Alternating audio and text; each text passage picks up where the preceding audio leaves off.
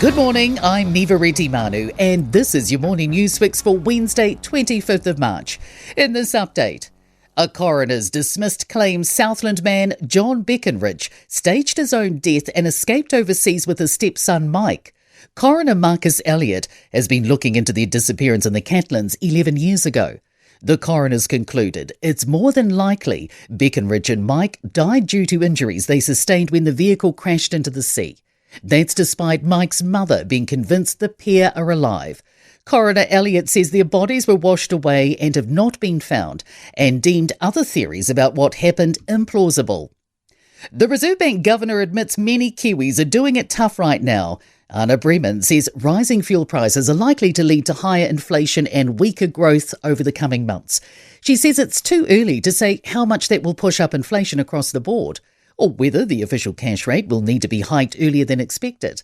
But Bremen says for ordinary Kiwis, the impacts are already being felt. She says she acknowledges many households and firms are already facing uncertainty and hardship.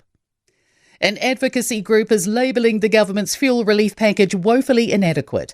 The government's responding to the looming supply crisis with a temporary $50 weekly boost to the in-work tax credit. It says it's targeting low-income families with children, the group needing support the most.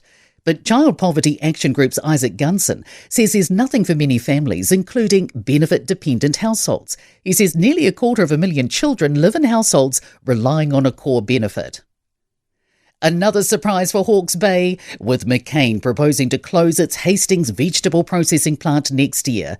The frozen food company's begun consulting with affected staff. Its announcement comes just weeks after Heinz Watties revealed plans to close its Hastings packing site, along with factories in Auckland, Christchurch and Dunedin. Hastings Mayor Wendy Sholem says there will be a huge knock-on effect for the community. She says the closure won't just impact the plant workers, but also their families, local growers and the supply chain. The Board of Airline Representatives says overseas airlines are increasingly worried about planes potentially getting stranded here during jet fuel shortages. It says carriers may have to cut flights to New Zealand. NZ Post has apologised after thousands of undelivered mail items took 4 years to reach their destinations in the far north. About 8,000 items of unopened mail were discovered in October last year at a former NZ Post site in Kaitaia. They'd been posted between March and May in 2022 to addresses on 73 streets.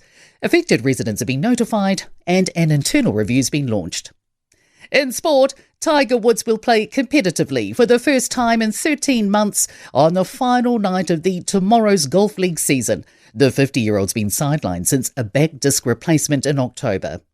Luke Metcalf's been named to start at 5/8 in the Warriors' Round 4 home NRL League match against the Tigers on Friday. He returns from a June ACL injury, 6 weeks ahead of schedule.